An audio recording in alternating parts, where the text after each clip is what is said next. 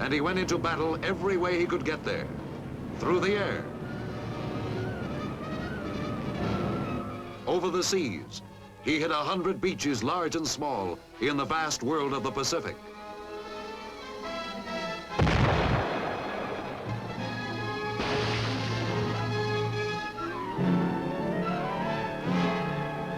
He fought his way through jungle hells whose names the world had never heard before.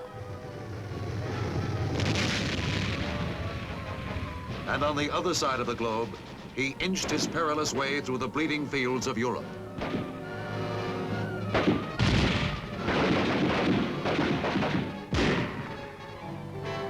He fought in villages where his fathers had fought before him, in towns grown old in peace, in cities which for centuries had stored the flower of man's Western culture.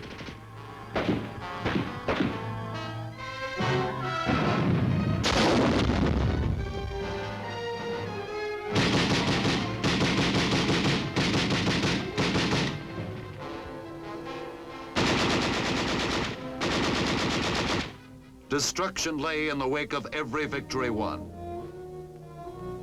The blood of heroes colored every mile of ground.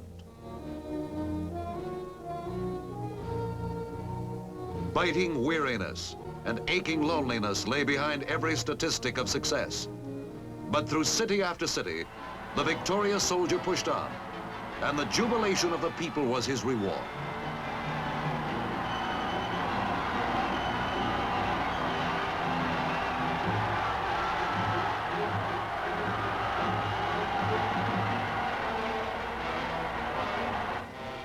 On the other side of every liberated city lay the war again. Another battle to win, another mile or another 20 to travel, another day to fight. Through 3.5 years of Holocaust, the soldier moved in an agonizing but relentless march, pushing back the encroachments of aggression until the enemy finally lay crushed and defeated.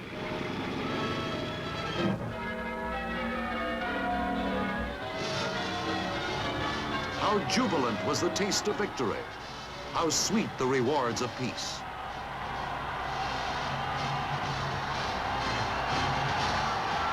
A bruised and suffering world stirred again to the triumphant strains of victory. For the soldier, it was the proud end of a long and arduous road. From all the remote places where he had traveled, from all the scattered battlefields, he returned home again to find a soldier's welcome.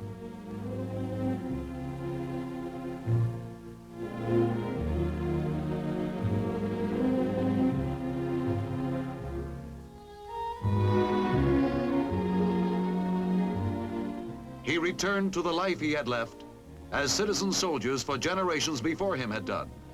And because the world he had preserved seemed at last so ready for peace, he turned his pursuits to peaceful things. But despite man's bright hope, aggression had not yet been eliminated from the world. The fragile peace was suddenly shattered. The communist-led North Korean army plunged across the line which separated it from free South Korea.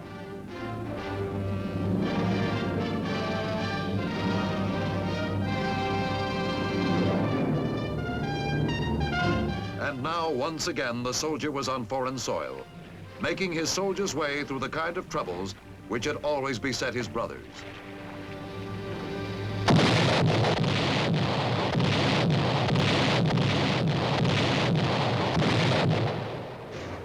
Fighting the soldier's fight, the kind of fight on which victory in every war behind him had depended.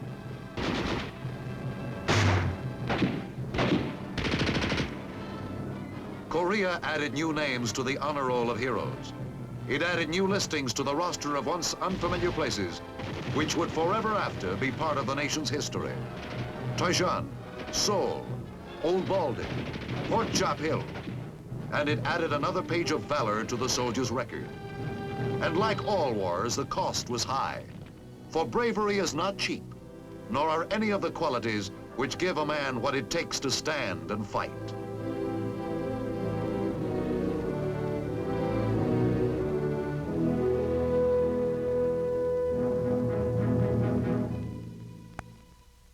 What are the beliefs for which men will fight? They range from faith in a nation which strives under God to achieve its destiny, from a capacity for honor that springs perhaps from something fundamental in man's spirit. From these, all across the broad range of human experience. Through 8 generations and a dozen wars, the individual American within reach of the enemy's cannon has searched for his personal identity with the massive forces of history, which have made him and his rifle the agents of the national interest. And because he has, in his own way, in his own time, found his answer, his nation has found, in every succeeding test, a victor's strength.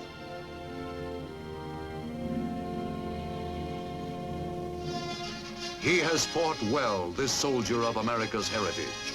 He won a nation, built it, and defended it against every threat to destroy it. And his most enduring monument is that nation itself.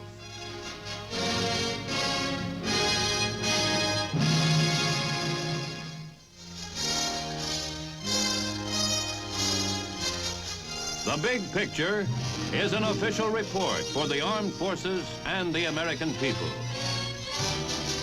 Produced by the Army Pictorial Center.